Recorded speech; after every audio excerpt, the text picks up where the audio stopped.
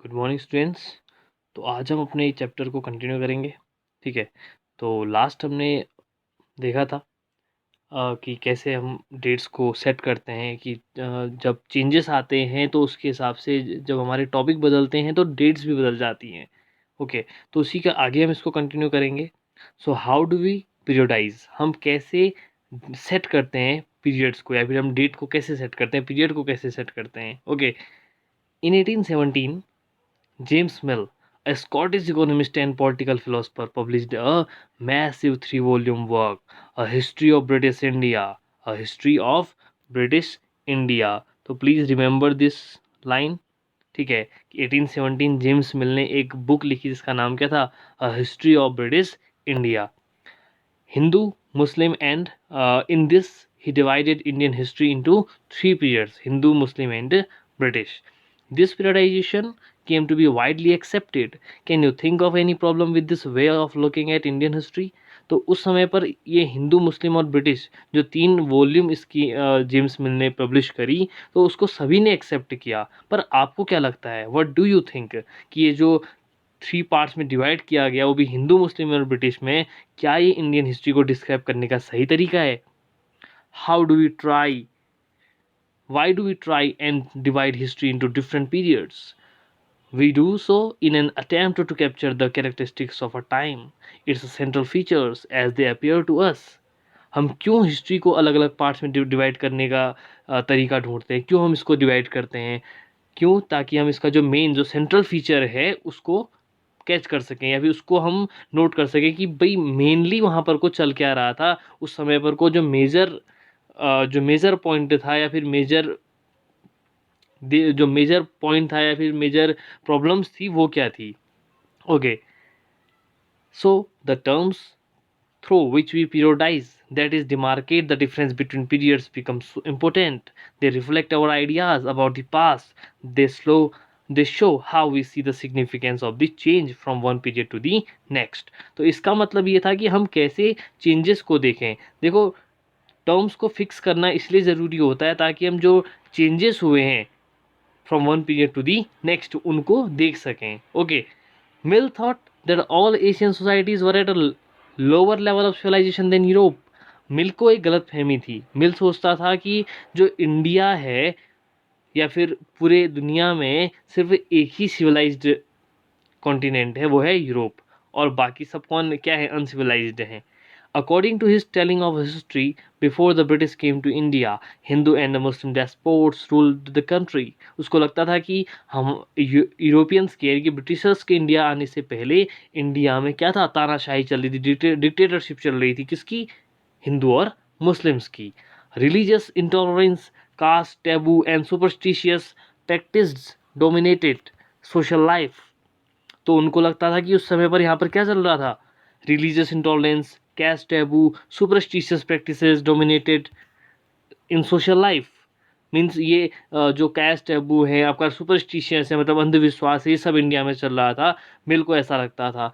British rule, Mill felt could civilize India, and Mill को लगा कि British rule could civilize India. But मैं आपको ये बात बता दूं, India was civilize earlier also. India पहले से सिविलाइज था। इसका पता कब चला? 1920s में आके, 1921 के आसपास पे, जब हड़प्पा की डिगिंग करी गई, तो उस टाइम पे पता चला कि इंडिया पहले से सिविलाइज्ड था।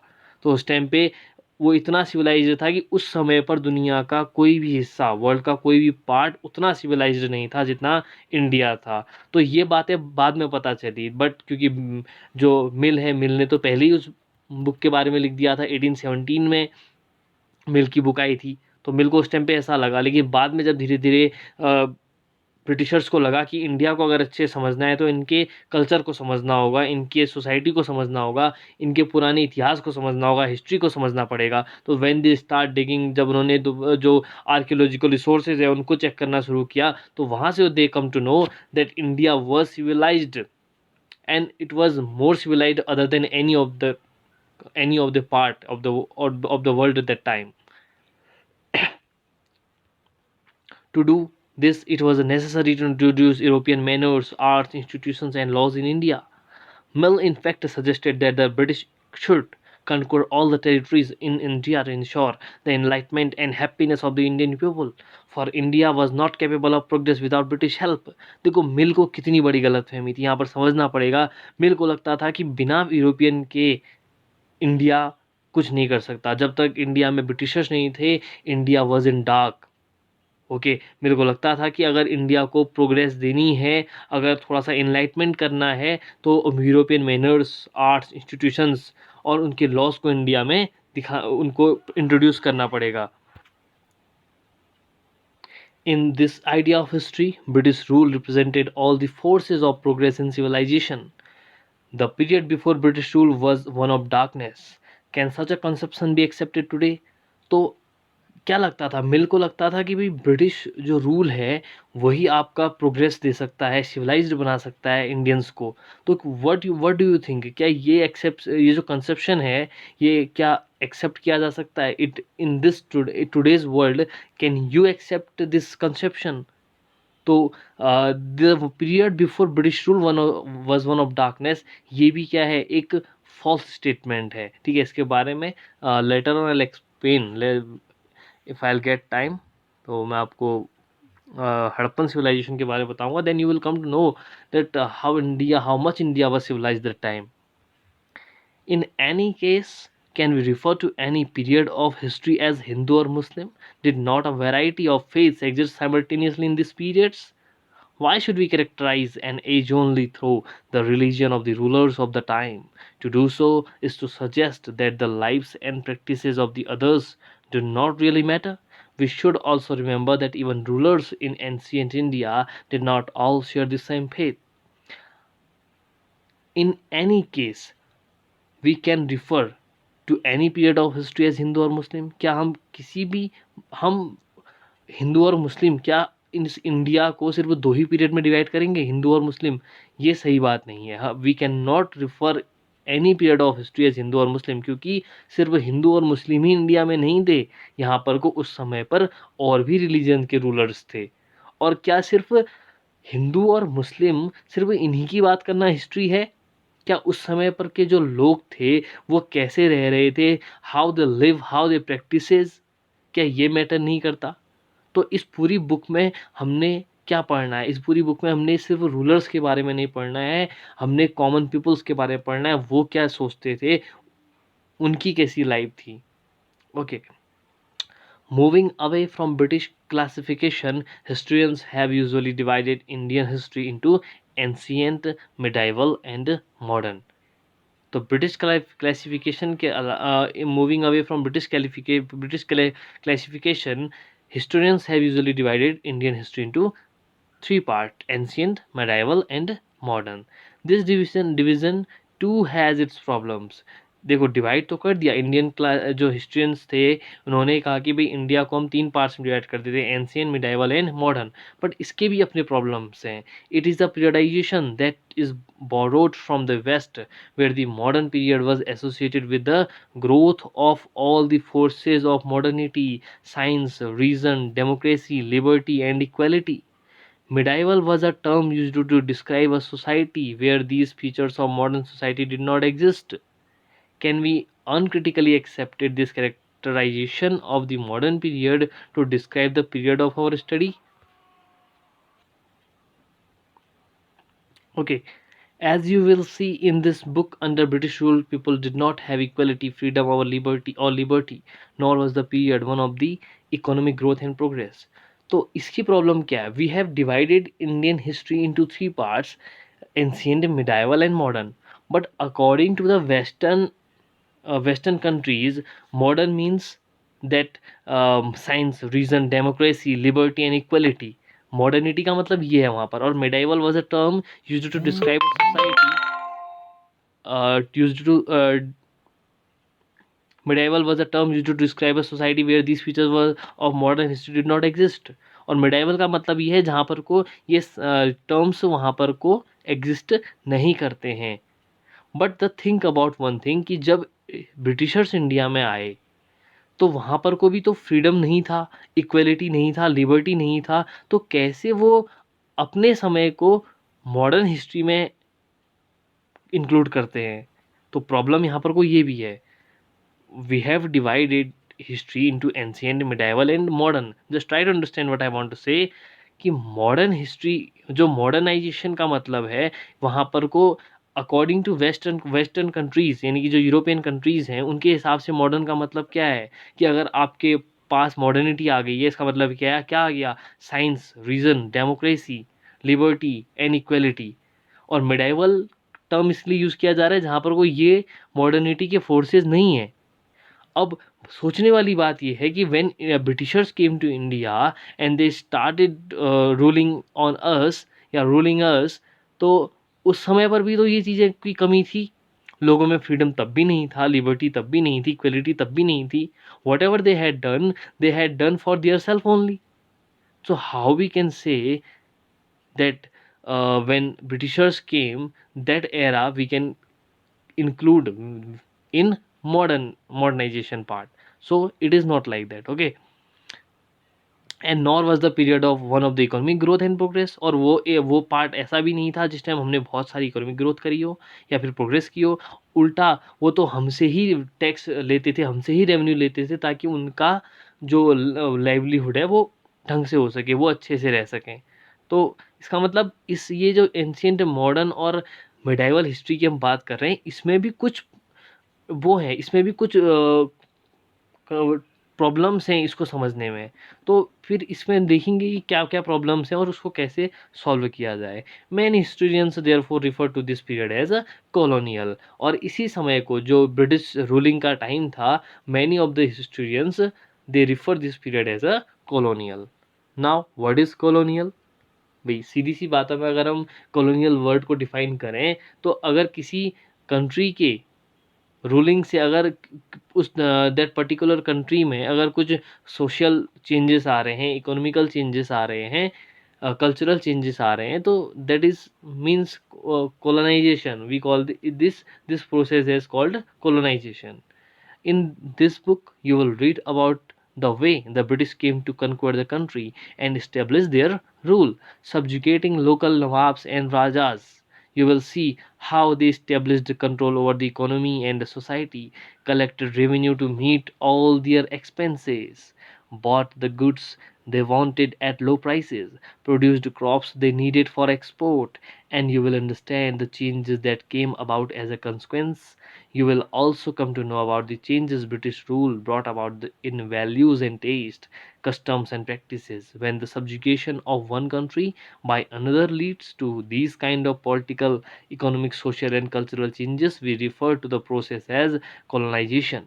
Okay, so when Britishers came to India to conquer the country and establish their rule, जब वो इंडिया में आए, रूलिंग करने आए, कनकर करने आए, नवाब्स को, राजास को सब्जुगेट किया, उनकी जगह पर खुद किंग बन के बैठ गए या फिर खुद लीडर बन के बैठ गए, तो आप देखोगे कि इकोनॉमी में कैसे उन्होंने कंट्रोल किया, सोसाइटी को कैसे कंट्रोल किया, रेवेन्यू कलेक्ट किया to meet all their expense, सिर्फ अपनी ज़रूरतों को पूरी करने के लिए।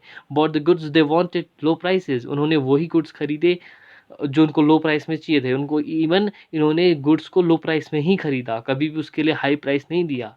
Produced crops they needed for export, उन्होंने वही क्रॉप्स प्रोड्यूस करवाए जो उनको चाहिए थे एक्सपोर्ट के लिए। And you will see understand the changes that came about as a consequence, और आप देखोगे कि वो चेंजेस कैसे कंसिक्वेंस के फॉर्म पे आए। You will also come to know about the changes British rule brought about in values and taste, customs and practices. When the subjugation of one country, now understand this line. This line will tell you about the definition of the colonization. When the subjugation of one country by another leads to these kinds of political, economic and social and cultural changes, we refer to this process as colonization. So this term,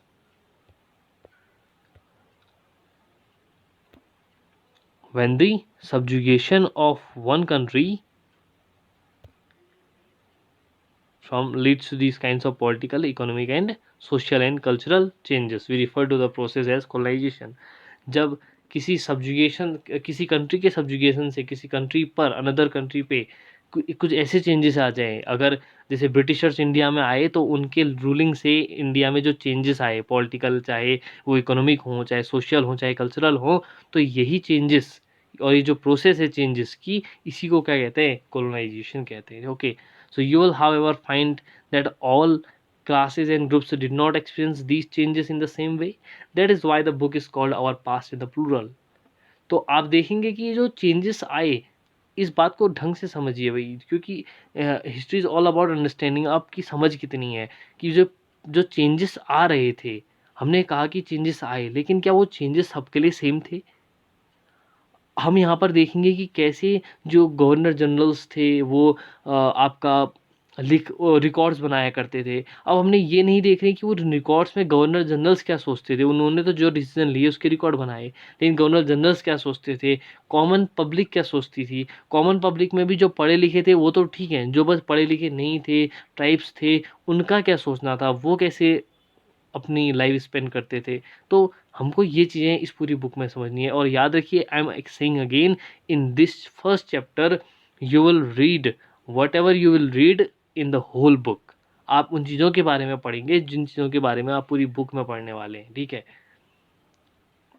तो that is why the book is called our past in the plural, क्योंकि हर किसी का experience यहाँ पर को क्या नहीं रहा था, सेम नहीं रहा. That is why the book is called our past in the plural. How do we know? What sources do historians use in writing about the last 20 to 50 years of Indian history? जो historians हैं, what they use, वो अपने resources के लिए क्या use करते हैं लिखने के लिए.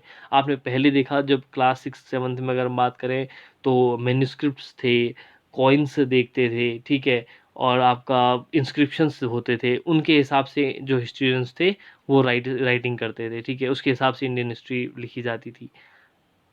अब यहाँ पर कुछ थोड़े से चेंजेस आए. हमने बात भी करी थी कि फिर आप क्लास 7th में आपने पढ़ा था that that time paper become cheaper.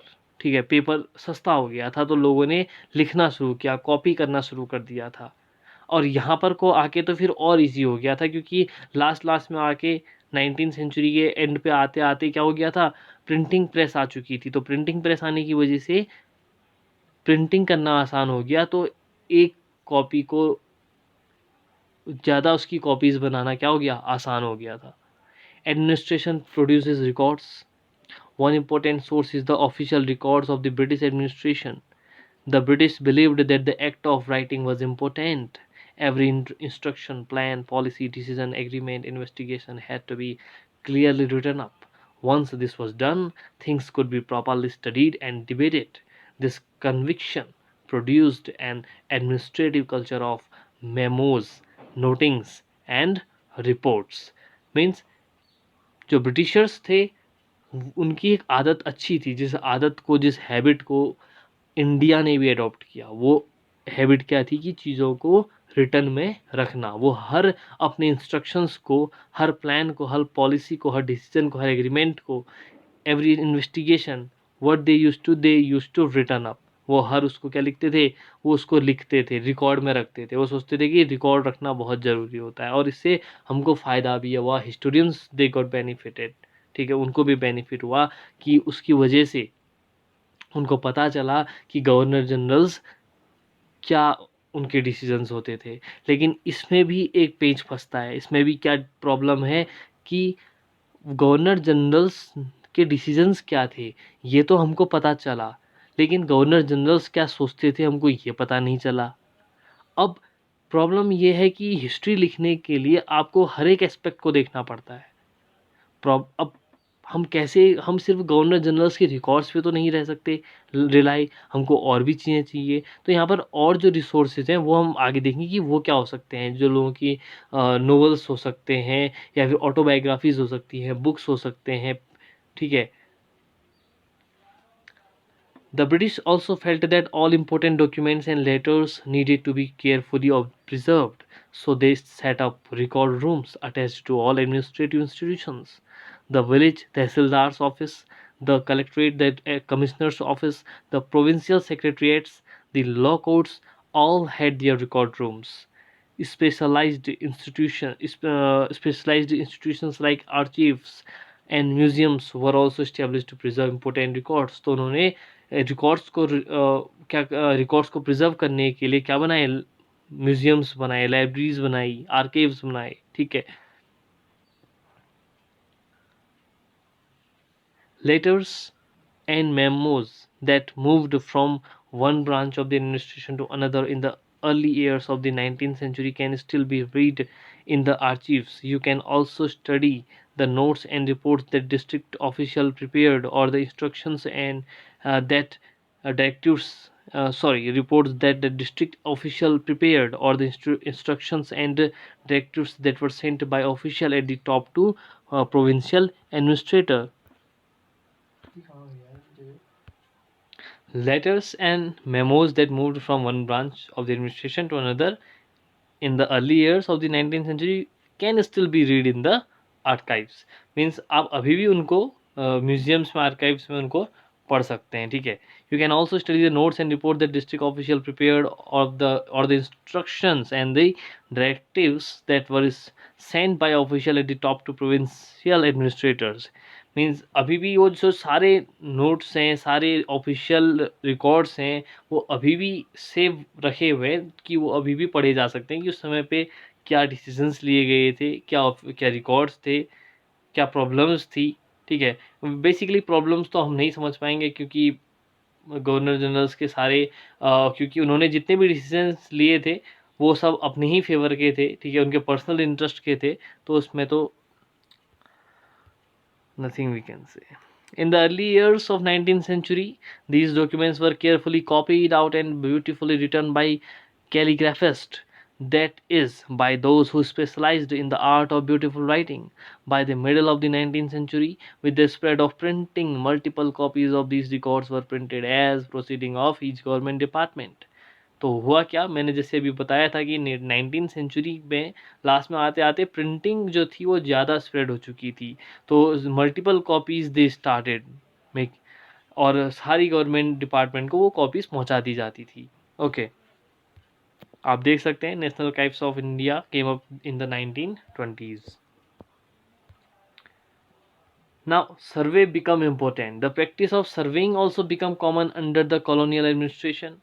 अब जैसा मैंने आपको बताया पहले ही that British believed, if British believed if they want to rule India, first they have to check the first they have to go through the religion, they through the culture they have to do, and they had done also. क्योंकि जब Britishers आए तो obvious था अगर ruling करनी है तो first उनको पता होना चाहिए कि वहाँ पर का एरिया क्या है, जियोग्राफिकल कंडीशन क्या है, कल्चरल कंडीशंस क्या हैं. Okay. The practice of surveying also became common under the colonial administration. The British believed that a country had to be properly known before it could be effectively administrated.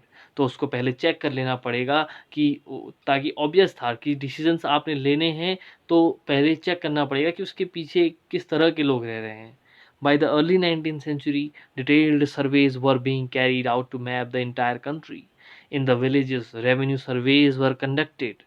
The effort was to know the topography, the soil quality, the flora, the fauna, the local histories, and the cropping pattern, all the facts seen as necessary to know about the administer the region. From the end of the 19th century, census operations were held every 10 years. These prepared detailed records of the number of people in all the provinces of India, noting information on caste, religion, and occupation. There were many other surveys: botanical surveys, geological surveys, archaeological surveys, anthropological surveys, and forest surveys. तो 19th century में सर्वे, बहुत ज़्यादा सर्वे होने लगे early 19th century में. तो उन्होंने map बनाने के लिए, कंट्री का मैप बनाने के लिए विलेजेस को चेक करा, वहाँ जब पूरे हर विलेज में गए, रेवेन्यू सर्वेस कंडक्ट किए, और सेंसस भी स्टार्ट हुआ. अभी at last after completing this chapter I will tell कि सेंसस कब शुरू हुआ, किस ईयर में हुआ, कौन उस टाइम पे गवर्नर जनरल था. तो वो सारी बातें हम एक बार समराइज़ करेंगे लास्ट में. कुछ एक जो मेन इसमें गवर्नर जनरल्स की बात की गई है, लाइक रिपन, कर्जन, मेयो, तो इन सबको हम एक बार फाइनली एट लास्ट इनके बारे में देखेंगे कि कौन कौन से जो वो इम्पोर्टेंट डिसीजन से what they had taken. Okay, तो इसी समय पर को बॉटनिकल सर्वे शुरू हुए, जियोलॉजिकल सर्वे शुरू हुए, archaeological survey they started, anthropological surveys and forest surveys they, okay, and caste, occupation, area, number of people, ये सब इन्होंने चेक करना शुरू किया। तो वो जानते थे कि भाई जब तक पता नहीं होगा इनके बारे में तो रूलिंग करना आसान नहीं होगा। So, so what we have done right now, we read about ki what governor generals they have taken decisions, what official records. But the thing we have discussed already कि कुछ चीज़ें ऐसी भी थी, there were many things which we cannot know, which we could not know only from records. वो क्या थी कि लोग कैसे रह रहे थे, उनका ऑक्यूपेशन क्या था, वो क्या ब्रिटिशर्स के बारे में सोचते थे। तो यही अब हमको देखना है, what official records do not tell. From this vast corpus of records we can get to know a lot, but we must remember that these are official records. They tell us what the officials thought, what they were interested in, and what they wished to preserve for posterity. These records do not always help us understand what other people in the country felt and what lay behind their actions. तो हमको सिर्फ ये पता चलता है governor generals के official वो क्या सोचते थे, उनके जो एक्शंस थे वो क्या थे, बट वो किस में इंटरेस्टेड थे, लोग किस में इंटरेस्टेड थे, ये हमको पता नहीं चलता है। For what for that we need to look elsewhere. When we begin to search for these other sources we find them in plenty, though they are more difficult to get than official records. We have diaries of people, accounts of pilgrims and travelers, autobiographies of important personalities, and popular booklets that were sold in the local bazaars. As printing spread, newspapers were published and issues were debated in public. Leaders and reformers wrote to spread their ideas. Poet and novelist wrote to express their feelings. So official records were not enough, and still official records are not enough. So for what we need to look elsewhere. So what we have started, we started reading book of travelers book, autobiographies and popular booklets, newspapers. तो इनसे हमको पता चलने लगा कि really में जो real में कंडीशन क्या थी। तो हिस्ट्री मीन्स जो पास्ट में हो चुका है ना, हमको तो उन चीज़ों के बारे में देखना है ताकि हम प्रेजेंट को क्या करें, प्रेजेंट को सिक्योर, फ्यूचर को सिक्योर कर सकें। तो पास्ट की हेल्प से प्रेजेंट को सही बनाना और फ्यूचर को सिक्योर करना ही क्या है, हिस्ट्री है। All these sources, however, were produced by those who were literate. From these, we will not able to understand how history was experienced and lived by the tribals and the peasants, the workers in the mines or the poor on the streets. Getting to know their lives is a more difficult task. हमने ये तो समझ गए कि भाई newspapers हैं, books हैं, हम इनसे समझ जाएंगे, लेकिन ये भी तो सिर्फ वही लोग लिख सकते थे जो लिटरेट थे। अब जो लोग लिटरेट नहीं थे उनके बारे में जानने के लिए क्या करेंगे, जो ट्राइबल्स थे, पीजेंट्स थे, वर्कर्स थे, जो माइंस में काम करते थे, उनके बारे में कैसे। Okay, here this can be done if you make a little bit of effort. When you read this book you will see how this can be done. तो उसके लिए थोड़ा एफर्ट लगाना पड़ेगा and we will see this, we will see in this book later on. Okay, so here we complete our chapter, but basically if